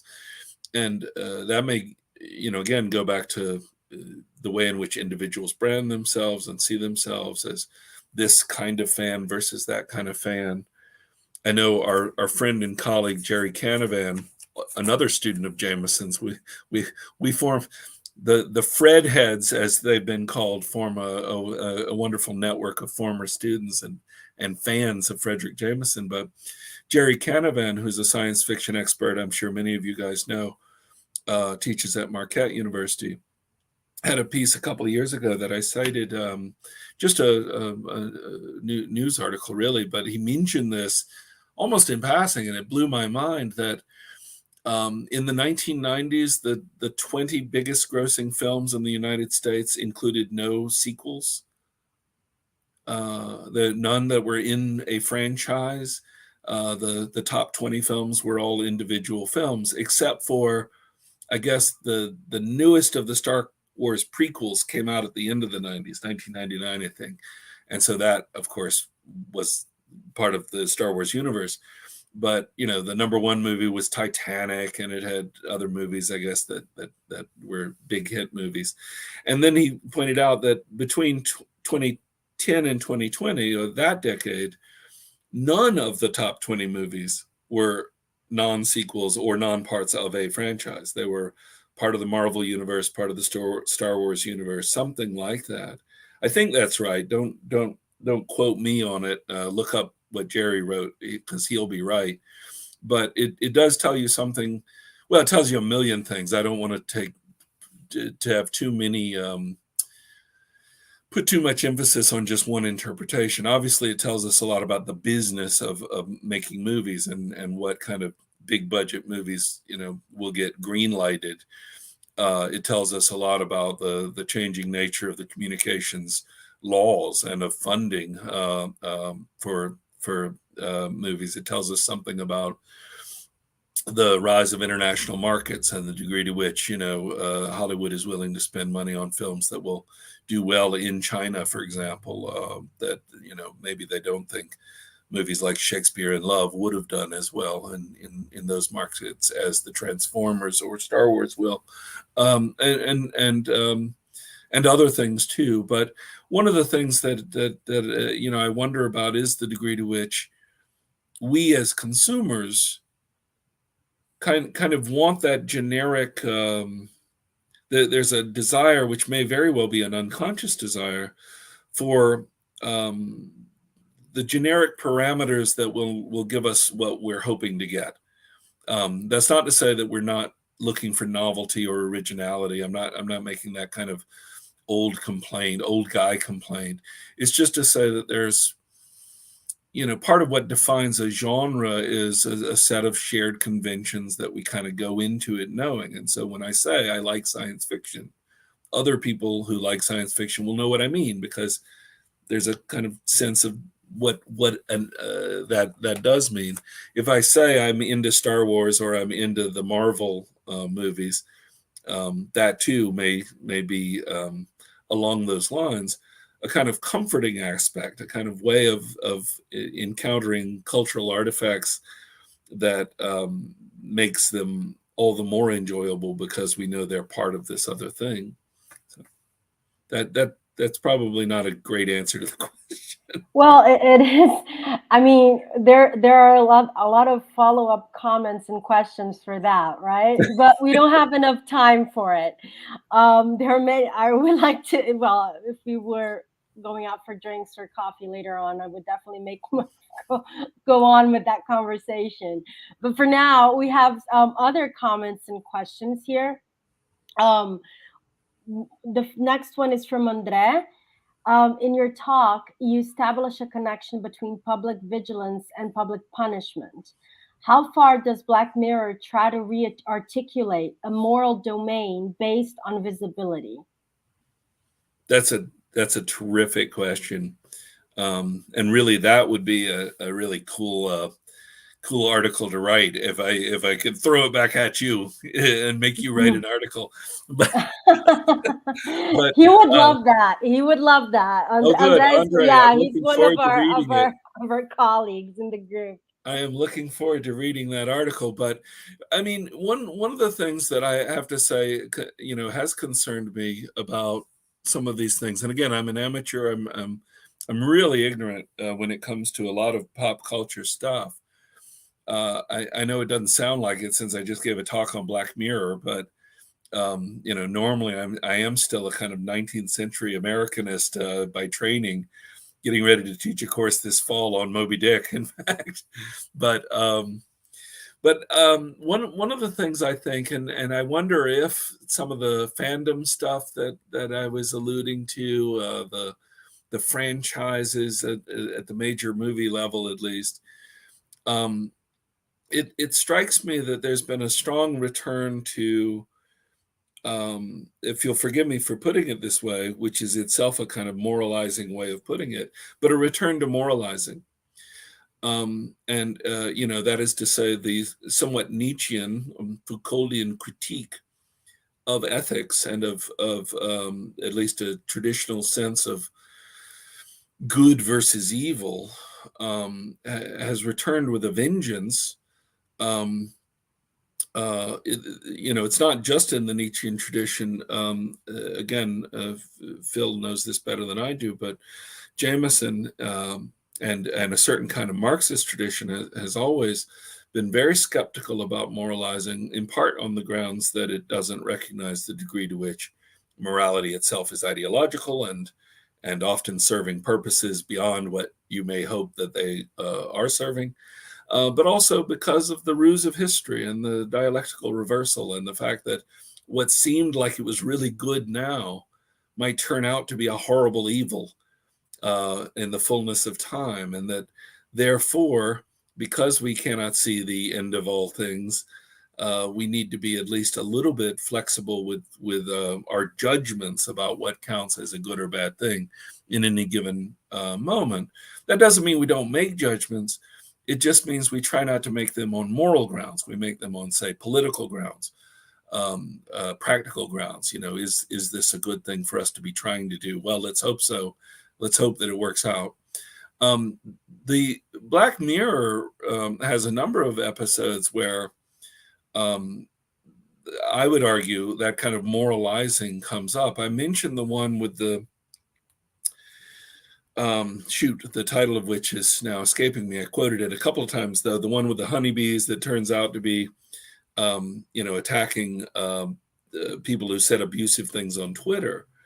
But, the critique there, of course, is on the part of the terrorists in the show, is that, the kind of person who would, take pleasure in punishing others and in morally judging others is the one who we're now going to, punish. And it just, kind of gets at this idea of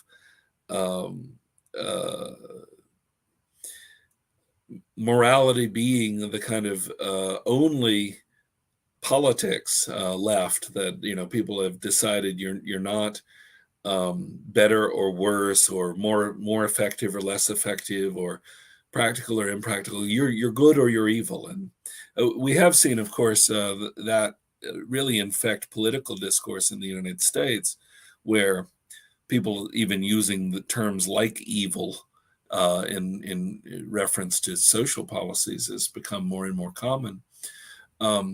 As to the first part of the question, though, about visibility, I mean, I feel like, we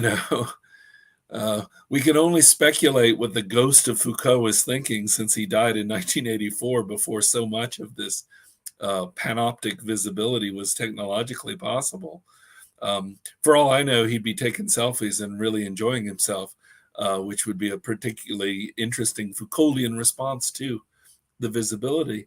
But it definitely seems that surveillance is a way of monitoring one's morality, but also, of course, as the panopticon example in Discipline and Punish suggests, forming one's morality. You know, it's the book is not just about how prisoners are punished. In fact, as we know, that book is about, as he says in the final line, as you know, the power of normalization and the production of knowledge in modern societies. And so it's very much, not so much punishing people for doing evil as conditioning what counts as appropriate behavior, and making sure that people ultimately do it almost automatically. Speaking of Discipline and Punish real quick, because this is something else I was working on, the section of the book, I mean, the Panopticon and the opening chapter, of course, with the body of the condemned, are the most anthologized and most cited, and rightly so, because they're so spectacular in what they do. But the part of the book that, in rereading it as many times now over the years, that I find really compelling is the small section in the middle on the examination and the way in which the rise of exams, just exams you would give to students, that's the real panopticon. That's something that is both individualizing and homogenizing, that works collectively on entire populations. Any kids who have had to take schools, you know, to place themselves for college or for jobs or whatever, all know that experience. It, you know, does the marvelous alchemy of turning quality into quantity by giving numbers to what is clearly something that can't be quantified, which is one's aptitude and intelligence and knowledge. And so I find that becomes a moralizing tool that doesn't claim to be moralizing. You know, people don't say, well, if you get a low score on this, you're a bad person. And yet it has the same kinds of effects that one could imagine the medieval church imposing at times. And just a quick comment on that. It reminded me a few years ago, I think, about 8, perhaps almost a decade ago, in Germany, when you were taking the German nationality test, there was, because you have a test about Germany, right? And there was one specific question about whether you were against homosexuality. So it was basically a question that, you know, aimed cultures and religious people. And this was very much criticized, right? It was the kind of demonization of specifically Muslim people, because this was, you know, after September 11, right? So I think this this examination chapter in the book is very telling. I think how not only we're doing that in schools and so on, but it's interesting how this notion of nationality also falls into that, because most I think most European doesn't it? I think in the US as well. I think you have a test that you have to take, don't you? Yeah. A citizenship test. Yeah. And I actually don't know the items on it. I mean, I know that certain aspects of American history and sort of civics are, but the example you give is really interesting, because as with Foucault, sometimes, I mean, it's sort of the liberal, you know, seemingly something we would all support. We want a society in which people are not homophobic, but in that sort of liberal aim, perhaps, you have a very repressive effect, and indeed a racist effect. No, definitely. And it's interesting how, I mean, there is a scholar, Jasbir Puar. There he is. Nigel made it. You mentioned that he would come up at some point, woke up from his nap. He did. He's so groggy. Say Yeah, hello to the people. and she talks about, she has a concept about homo nationalism. This is actually a really interesting concept about how discourses of homosexuality and enter the realm of nationalism, and how it becomes a kind of let's say a test in a way to see whether you belong or not, or whether if you can let's say enter the realm of civilization, because only civilized countries would have same-sex marriage and so on. Right. So it's a very interesting yeah, I really like that book. It's called Homo Nationalism, I think. But anyway, I'll make a note of it. Yeah. yeah, Thank it's a you. very interesting book, and it's she talks about how this, yeah, basically she analyzes many of the pictures that the photographs that circulated with the tortures in what was the name of the city? But it was in Iraq. Remember those pictures and the notions of homophobia that were used to kind of uphold American nationalism. Like the Abu Ghraib pictures? Yes, yes. Yeah, yes, horrifying. yes. Yeah, it's a very good book. Anyway, I'm not going to. Robert, we still have one more comment. I hope you do you have the time? It's Philip, so at least we Yeah, have one last. I'll do one more quick one. I might have to throw Nigel outside though. Okay, so really great talk, Rob. Thanks. This is Philip talking. Linking to your readings of these episodes of Black Mirror in the 19th century Gothic as a mode of representing the radical other, wondering if what you're pointing out marks a real shift that would similarly be that between modernity and postmodernity, from the question of the other, which always turns on the opposition of inside and outside, to that of the same, or demographics, as Jameson writes in Allegory and Ideology. The pressure of population on form and thought might well bear as its motto a remark of Peter Sloterdijk, quoted in chapter 5. People today are not prepared to coexist consciously with a billion other subjects. This is a very good quote. Might not this be exactly what's at work in the episode about rating others you discuss? The shift from the Gothic forms of, say, Dracula and these new Gothic narratives. Oh, geez, Phil, that's a great question. Yes, you have to unpack it. Yeah, now we definitely need to go out and probably need to get quite a bit of beer to get through that question. But I also, I love Jameson's quote of that Sloterdijk quote.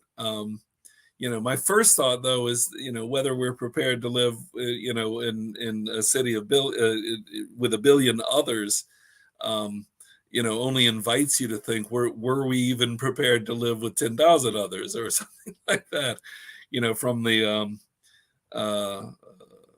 perspective of kind of prehistory, the idea of, collectivities exceeding, kinship groups or whatnot is sometimes seen as like, man was not meant to live this way. And I know Phil doesn't agree with that.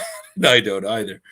I do think though that, I hadn't thought of it in exactly those terms, but I think a turning point from modernity to postmodernity could be located in a kind of shift from that sense of the self and other to one that is no longer quite as sort of phenomenologically clear.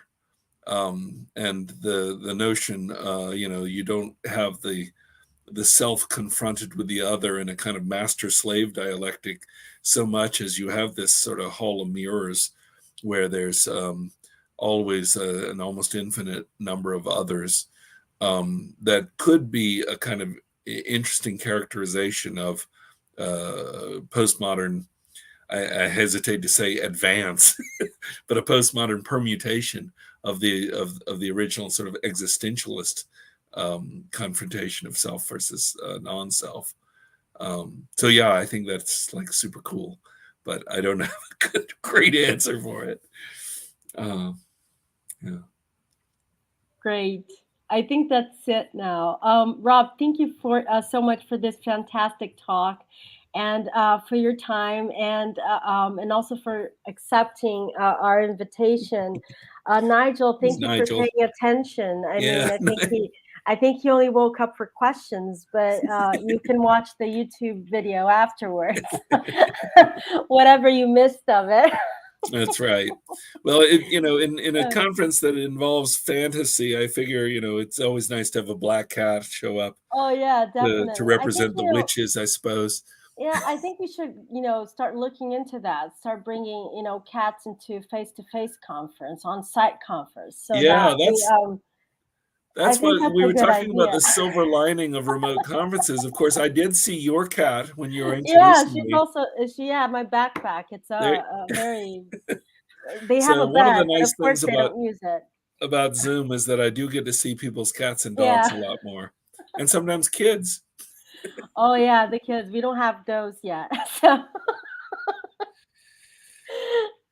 Thank you. I really am honored. And let me repeat something that Phil also said, which is that if I know that other people may have questions, I'm available by email. So if you have a question for me, please feel free to email. Not all at once, but I will get back to you. Thank you. Thank you so much. You and Rob are so generous. It was amazing to have you here. I really hope that we'll be able to bring you to Brazil at some point, so that we can actually go out for drinks and lunch and talk a bit more. It was a fantastic talk. The discussion, as usual, was also very very fascinating. Very how can I put this? Not productive. I don't want to say productive. Fruitful. Is a better word, I think, not to sound too well, yeah, absolutely. Well, I like fruit. So. Yeah. So yes, thank you so much thank you so much for your talk, and thank you your also for bearing with us, and for keeping for watching us. And Rob, I'm so sorry, but I have to switch to Portuguese very quickly because I need to clarify some questions that came up during your talk, and some kind of an organizational issue. Gente, só uma questão sobre os certificados, né? Eu queria só falar para vocês terem paciência, porque nós somos poucas pessoas trabalhando e a gente está realmente trabalhando na organização do evento, então a gente não consegue responder vocês. Se vocês tiverem problemas com os formulários, por favor, enviem um e-mail, mas tenham paciência, porque realmente a gente não consegue responder vocês assim de imediato. Quem acompanha as atividades do Lero sabe que essa questão para a gente é realmente problemática, porque a gente não tem pessoal suficiente para isso. Nós somos todos, no meu caso, que sou pós-doutoranda, ou então são estudantes de graduação ou pós-graduação. Eu sinto muito para aqueles que não conseguiram preencher o formulário. Quando esse for o caso, vocês têm que falar para a gente, sim, e mandar um e-mail, mas eu peço que vocês tenham paciência por essa resposta. E eu gostaria só de lembrá-los que, para você obter o certificado, vocês têm que realmente ficar até o final da live, porque a gente fecha, logo que a live termina, a gente fecha os certificados. E os certificados são emitidos somente para aqueles que estão acompanhando a live. A gente coloca o formulário aqui várias vezes. Se você teve problema de preenchimento, é só mandar um e-mail. Obviamente, a gente está aqui com um convidado e a gente não pode parar o que a gente está fazendo só para responder essas questões, tá bom? Então, por favor, tenham paciência. Qualquer problema com o formulário, é só mandar um e-mail e esperar uma resposta, tá bom?